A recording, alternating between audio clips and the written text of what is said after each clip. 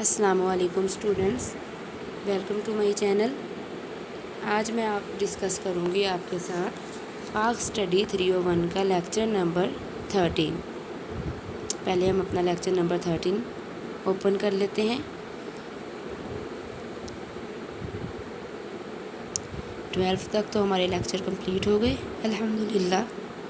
آج ہم کریں گے لیکچر نمبر 13۔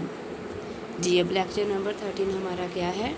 بسم اللہ الرحمن الرحیم۔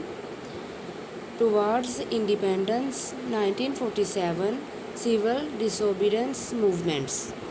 آزادی کی طرف 1947 میں جو شہری نافرمانی کی تحریکیں چلیں۔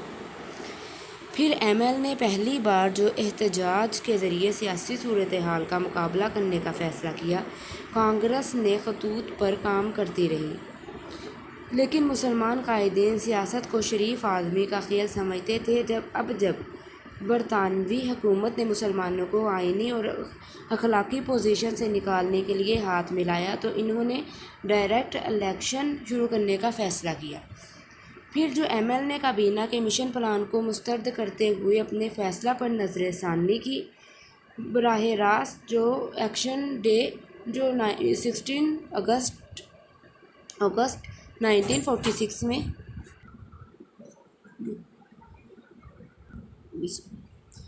پھر جو ہندو حملوں نے مظاہروں کا رخ بدلا اور بہت تعداد میں جانی نقصان ہوا۔ کلکتہ کے قتل عام نے لارڈ واول کو ایم ایل کانگریس کو کسی حد تک آباد کرنے پر راضی کر دیا۔ واول نے نہرو اور گاندھی کو ایم ایل کو مربوط کرنے کے لیے تیار کرنے کی کوشش کی۔ یہ کرنا ضروری تھا کیونکہ مسلم لیگ 95% جو ہے وہ نشستوں نے قانون ساز اسمبلی میں شامل ہونے سے انکار کر دیا۔ پھر کانگریس نے حکومت کی طرف سے بھی ہر ممکن پیشکش کو مسترد کر دیا تھا۔ پھر چرچل نے کلکتہ فسادات پر لیبر حکومت کو دھکیل دیا اور اس کی طرف سے جو بھی ہر ممکن پیشکش تھی اس کو بھی مسترد کر دیا۔ چرچل نے کلکتہ کے فسادات پر حکومت کو دھکیل دیا تھا، تو پھر اس کے بعد جو وائسرائے نے جناح سے عبوری حکومت میں شامل ہونے کے لیے درخواست کی، جسے جناح نے قبول کر لیا اور 25 اکتوبر 1946 کو ایگزیکٹو کونسل کے ممبروں کو حتمی شکل دیا۔ پھر پنجاب۔ پھر ایم ایل نے پنجاب میں 86 میں سے جو 79 نشستیں حاصل کیں، لیکن خضر حجار ٹیوانا نے ہندو اور سکھ ممبران سے مدد لی اور اپنی حکومت کی تشکیل دی۔ پھر ایم ایل نے اس سازش کا مقابلہ کیا اور لوگوں کی خواہش کو بحال کرنے کے لیے احتجاج کیا۔ پھر فروری 1947 میں حکومت پنجاب نے صورتحال کے ساتھ جو ظالمانہ طریقے سے نپٹا۔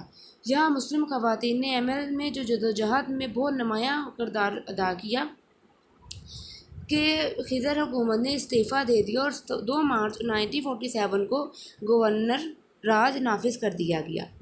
پھر جو ہے آسام۔ مولانا بھاشانی نے مسلم کسانوں کے انخلا کے خلاف تحریک چلائی۔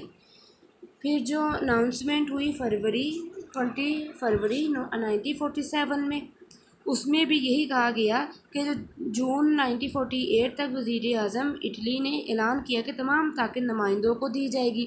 اگر کوئی بھی آئینی جو ہے وہ تشکیل نہیں دیا جائے گا تو پھر برطانوی حکومت اس کے بارے میں سوچے گی۔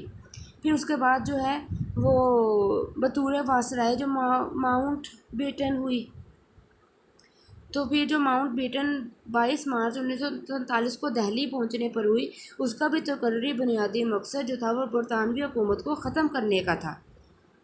تو پھر اس کے بعد جو 3 جون کا منصوبہ تھا، 3 جون پلان جو تھا، اب یہ امپورٹنٹ ہے، اس پہ بھی غور کیجیے گا یہ کیا ہے۔ پھر اس میں جو ہے انگریز کو کوئی آئینی نافذ نہیں کریں گے، لیکن دستور ساز اسمبلی آئین وضع کریں گے۔ آئینی قانون جو علاقے جو ہیں اسے قبول نہیں کریں گے، بلکہ اسی پر عائد نہیں کیا جائے گا۔ اگر وہ الگ سی اے دستور ساز اسمبلی قائم کرنا چاہتے ہیں تو ان سے رائے لی جائے گی اور پنجاب اور بنگال اسمبلیوں 2 حصوں میں ملیں گی۔ پھر مسلم اکثریتوں، علاقوں اور دیگر اضلاع سے آگے جو تعلق رکھنے والے ممبران علیحدہ سے یہ فیصلہ کریں گے کہ صوبے کو تقسیم کیا گیا ہے اور سی اے اگر کوئی حصہ تقسیم کا فیصلہ کرتا ہے تو ہر گروپ فیصلہ کرے گا کہ وہ کس کے ساتھ رہیں گے۔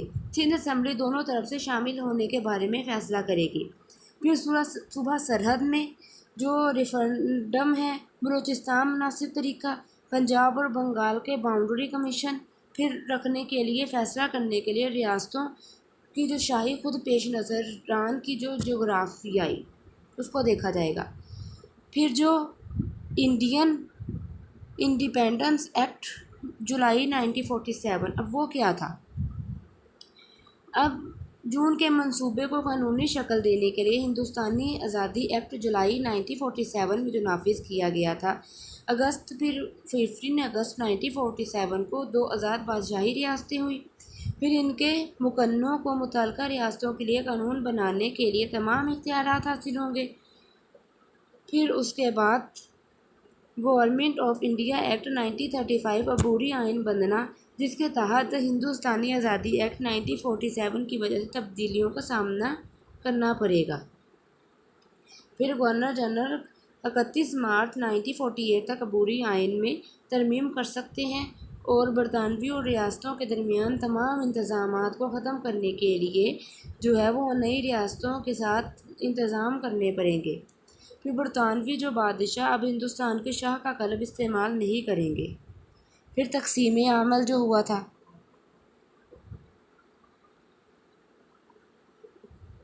اب جو تقسیم عمل ہوا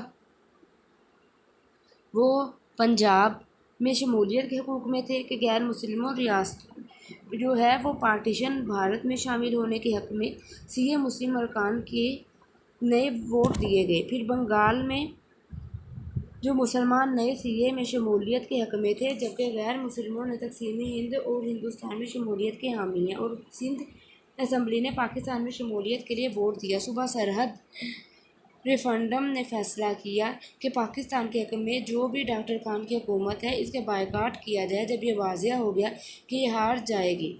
پھر بلوچستان شاہی جرگہ اور کوئٹہ میونسپل کمیٹی کے غیر سرکاری ممبروں نے پاکستان کا انتخاب کیا۔ پھر جو سلہٹ پاکستان میں شمولیت کے مشرقی بنگال میں شمولیت کے لیے ریفرنڈم ہوا۔ پھر گورنر جنرل کا مسئلہ جو ہوا، گورنر جنرل ایشو جو ہوا۔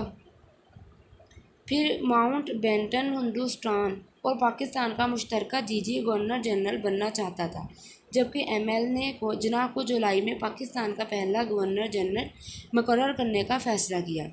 پھر بجلی کی منتقلی، دستور ساز اسمبلی کا اجلاس 11 اگست 1947 کو منعقد کیا گیا تھا اور اگست 1.14 گورنر جنرل اور وزیر اعظم کے لیے جو تقرب ہوا تھا ریڈیو اعلان پر تقریبات آدھی رات کو بنایا گیا تھا۔ 14 سے 15 لینے سے اگست حلف کو منعقد کیا گیا تھا 15 اگست 1947 تک۔ پھر لاسٹ پوائنٹ ہے کہ جو اگست کو حدود کا تعین ہوا، 17 اگست کو جو حدود کا تعین ہوا۔ پھر باؤنڈریز کمیشن ایوارڈ نے گورداسپور تحصیل زیرہ وغیرہ جیسے کچھ علاقوں کے بارے میں جھگڑا متنازعہ فیصلوں کا اعلان کیا، لیکن ایم ایل نے اسے احتجاج کے ساتھ قبول کر لیا۔ تو اب اس میں آپ کے کانسیپٹس تو کلیئر ہو گئے ہوں گے، تو پھر بھی آپ اپنے ہینڈ آؤٹس ضرور ریڈ کیا کریں، اور یہ جو ڈیٹس ہوتی ہیں کہ جو بجلی کی تقسیم کی منتقلی کب ہوئی اور گورنر جنرل کا جو مسئلہ تھا وہ کس ڈیٹ کو ہوا، یہ کوئزز میں اکثر آ جاتے ہیں، اور جو یہ پوائنٹس ہوتے ہیں ان کو اپنے مائنڈ میں رکھا کریں، تو اس طرح سے کوئی بھی شورٹ یا لانگ کویسچن آئے اور اس کا آنسرنگ کرنا آپ کے لیے ایزی ہو جائے۔ چلیں آج کا لیکچر ہمارا یہیں پر کمپلیٹ ہوتا ہے۔ الحمدللہ۔